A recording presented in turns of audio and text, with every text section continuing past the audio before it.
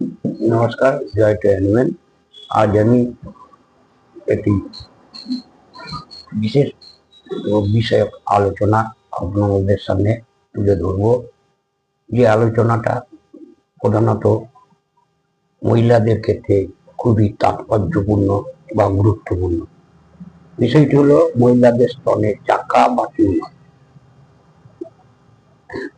এখন আমরা জানি স্তনের কোষ বিভিন্ন হরমোন দ্বারা প্রভাবিত হয়।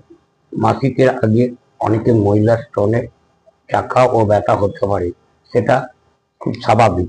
কিন্তু সব সময় স্তনে চাকা বা মোটা তাদের স্বভাবতই রোগীরা আমাদের মতন চিকিৎসক হয়ে ছলনাপন্ন হয়। আজই যেমন সকালবেলায় একটি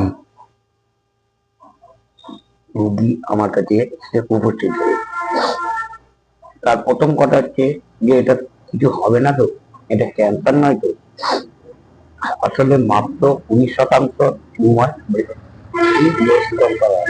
বাকি যার নির্দেশ হলো চিকিৎসা প্রয়োজন। বয়স, সন্তান, প্রসব এসব কারণে স্তনের বিবর্তন ঘটে। নিজের স্তনকে তাই বিশেষভাবে পর্যবেক্ষণ করতে ও যত্ন নিতে হবে। আমরা রোগীদের একটা ম্যামোগ্রাফ বা স্তনের একরকম এক্স-রে করতে বলি। 30 বছরের পর ম্যামোগ্রাম ভালো হয়। এই বয়সে স্তনের টিস্যু বা কোষে কম গ্ল্যান্ডুলার থাকে বলে ছবি ভালো হয়। শব্দ তরঙ্গ ব্যবহার করে ছোট্ট মাইক্রোফোন জাতীয় যন্ত্র স্তনের উপর ধরে আল্ট্রাসোনোগ্রাফি করায়। এতে স্তনের গোটা বা চাকা সম্পর্কে নিশ্চিত হয়ে যায়। কোনো কোনো ক্ষেত্রে ফাইন নিডল এক্সপ্রেশন সাইটোলজি বা FNAC করতে হয়। জিনিসটা বিনাইন মানে ক্ষতিকর নয়, ম্যালিগন্যান্ট অর্থাৎ ক্যান্সার জাতীয় যন্ত্র। আমরা প্রতিটি 15 থেকে 20 বছর 50 বছরে নারীকে বলি নিয়মিত স্তন নিয়মিত মাসে অত্যন্ত একবার এক হাত পেছনে রেখে অন্য হাত দিয়ে 5টি ধাপে স্তনে টিউমার জাতীয় কিছু হয়েছে কিনা নিজে পরীক্ষা করে বলছি। এটা চিকিৎসকের কাছে দেখে নেওয়া যায়। মাসিকের 3 থেকে 5 দিনের ভেতরে এই পরীক্ষা সব থেকে ভালো হয়। 90 ভাগ চাকায় ক্ষতিকর নয়। স্তনের শক্ত পিণ্ড এবং অস্বাভাবিক শক্ত লাগা, স্তনের বোটায় অস্বাভাবিকতা, কালো হয়ে শক্ত হওয়া বা ভেতরে ঢুকে যাওয়া, স্তনের নির্দিষ্ট জায়গায় চামড়ায় চুলকানি ও রং বদল হলে অবশ্যই চিকিৎসকের নিকট যেতে হবে।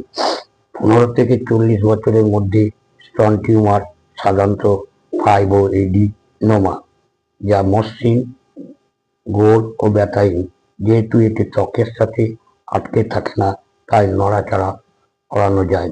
অনেক সময় এক স্তনে একাধিক, আবার 2 স্তনে এমন গুটি হয়ে থাকে, কারো বাড়তে পারে। অধিকাংশ ক্ষেত্রে হোমিওপ্যাথি চিকিৎসায় পিণ্ড মিলে যায়, যদিও আবার সেখানে বা পাশে হতে পারে। নচেৎ সার্জারি করতে হয়।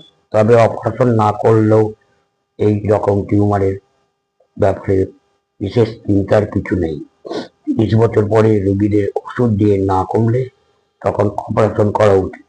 অপারেশনে ছোট্ট কাটা দাগ ধীরে ধীরে মিলিয়ে যায়।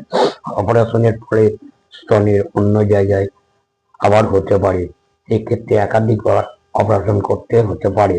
স্তনে আর এক রকম বিনাইন টিউমার হয়, এটাকে ফাইব্রোএডিনোসিস বলা হয়।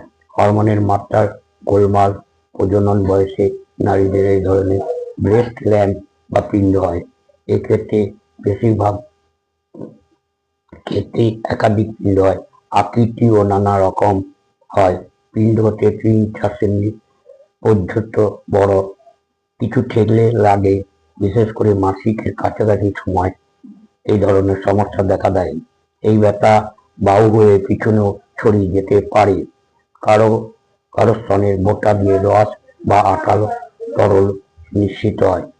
রোগটি ভয়ের না হলেও অনেকের ব্যথায় ও রস জড়ায় ভয়ে অপারেশন করতে ছোটে। জেনারেল অ্যানেস্থেসিয়া দিয়ে অপারেশন করে ব্যথা যুক্ত পিণ্ড বা টিউমারটি অপসারণ করা হয়। তবে সাধারণ ব্যথার ওষুধ সহ সঠিক ওষুধে এটা কমানো যায়।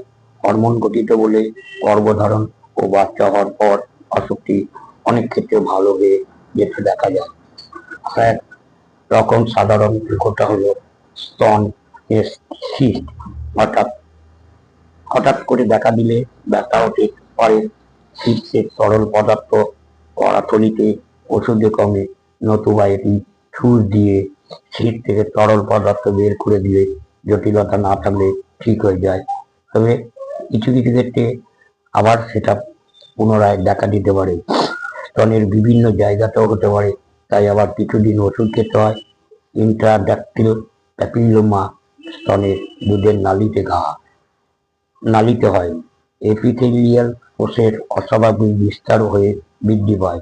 30 থেকে 50 বছর বয়সী মহিলাদের বেশি হয়। স্তনের বিনাইল টিউমার বেশ ভালো হোমিওপ্যাথিতে চিকিৎসা আছে। তাই আমি এই ধরনের সমস্যা দেখা দিলে সকলের কাছে অনুরোধ, অবশ্যই ভালো একজন হোমিওপ্যাথ চিকিৎসকের কাছে যান। সঠিক সিদ্ধান্ত, সঠিক চিকিৎসা আপনি পাবেন। আজ এই পর্যন্ত। পরবর্তীকালে আবার নতুন একটি বিষয় নিয়ে আপনাদের সামনে উপস্থিত হব। নমস্কার। জয় শ্রী হনুমান, জয় হনুমান।